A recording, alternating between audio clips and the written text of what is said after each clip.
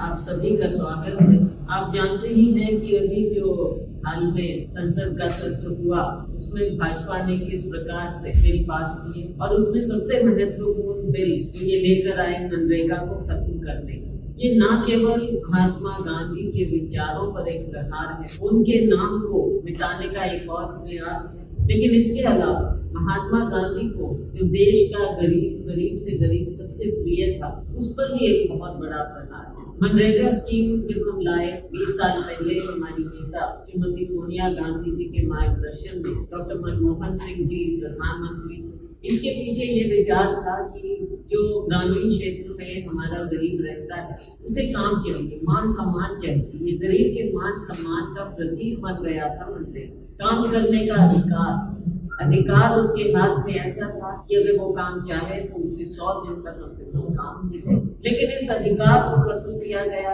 Bharatiya Janata party सरकार ने न केवल नाम बदला है, नाम बदलने से कुछ नहीं होगा। महात्मा गांधी लोगों के दिल में बसे हुए हैं, हमारे देश के इतिहास से उनके नाम को आप नहीं हटा सकते। लेकिन 12 करोड़ लोग जो मनरेगा के जरिए जिनको काम मिलता था, उनमें 7 करोड़ का तो आपने पहले ही नाम काट दिया और अब उनका ये अधिकार भी छीन लिया। एक राइट बेस्ड प्रोग्राम के बदले आपने एक सेंट्रली स्पॉन्सर्ड स्कीम कर दी। पहले केंद्र को पैसा देना होता, अगर कोई काम मांगे अधिकार से उसको काम देना होता, लेकिन अब तो आपने इसको बजट पर आधारित स्कीम बना दिया और राज्यों को बोझ डाल दिया। अब हर राज्य को जो ये स्कीम चलाएगा 40% पैसा देना पड़ेगा और राज्यों की हालत आपको मालूम है, माली हालत राज्यों की ठीक है।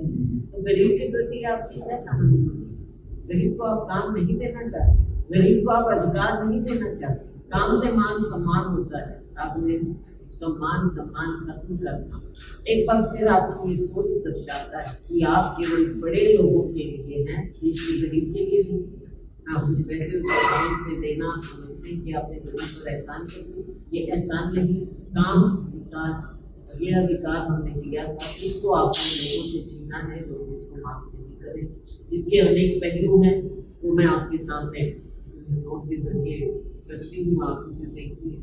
लेकिन बेसिकली जो मूल बात ये है कि आपने अधिकार छीन लिया है, आपने नाम बदल दिया है स्कीम का। आपने राज्यों को, जो आप पहले बात करते थे कोऑपरेटिव फेडरलिज्म, वो कहीं नजर नहीं आ रहा। राज्यों को केंद्र के सामने हाथ फैलाने के लिए करते।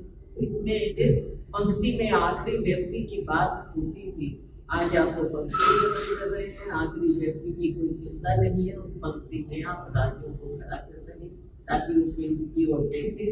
और आप केवल राजनीतिक रूप से जब चुनाव आएगा तो कहेंगे ये आपकी स्कीम है, और राज्यों को जो पैसा देना पड़ता है उसका जिक्र भी नहीं, और अपने नाम से आप ये फिर से यही करना चाहिए। भाजपा हर बार किसी न किसी स्कीम का नाम बदल कर उसको, जो आम नागरिक को, गरीब को मजबूत करने की बात की, उसको आप कमजोर करते चले जाते। एक और अहम मुद्दा है, वो है नेशनल हेराल्ड। इन्हीं के इशारे पर इन्हीं के व्यक्ति ने केस किया, वो केस कोर्ट में चला, सालों साल चलता है। खुद राहुल गांधी जी को 50 घंटा इसमें इंटेरोगेट किया। केस को ट्विस्ट तब दे दिया जब ईडी बीच में टूट गया और ईडी ने कहा कि हम करेंगे इस केस।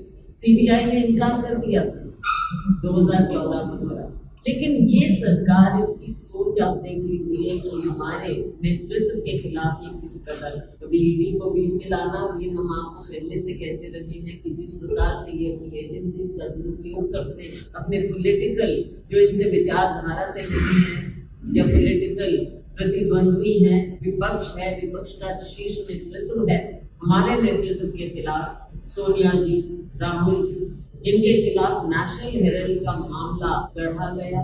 उसमें सेंट्रल एजेंसी को लाया गया और इनके खिलाफ इतने साल, ये अलग बात है कि हमारे ये नेता इनसे ना डरते हैं, ना इनके सामने झुकते हैं और ना अपने रास्ते से पीछे हट सकते।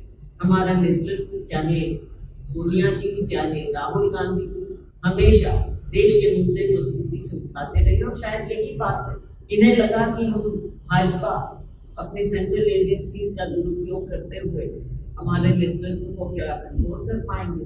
ये तो हुआ नहीं। और अब कोर्ट ने जिस प्रकार से इस केस को बाहर कर दिया, साफ नजर आता है कि इसमें मंशा ही गलत, इसका आधार कमजोर था कानूनी तौर पर, और ये political vendetta. National Herald case देश के सामने जब कोर्ट ने इसे बाहर कर दिया तो इतने साल से जो हम कह रहे थे वो साफ बात नजर आ जाती है कि भाजपा केवल बदले की भावना से कार्य करती है, और हमारे नेतृत्व को, गांधी परिवार को सोचते हैं कि ऐसे कमजोर करेंगे, लेकिन देश उनके साथ खड़ा है, पार्टी उनके साथ खड़ी है। ये विपक्ष वैसे कमजोर नहीं कर सकते, और इनके जो गलत कार्य उन्हें पूरी मजबूती से राहुल जी, सोनिया जी, पूरी कांग्रेस पार्टी, खड़गे जी और हम सब कार्यकर्ता इसको उठाते हैं, चाहे ईडी हो चाहे सीबीआई हो, हम किसी से बचने वाले नहीं।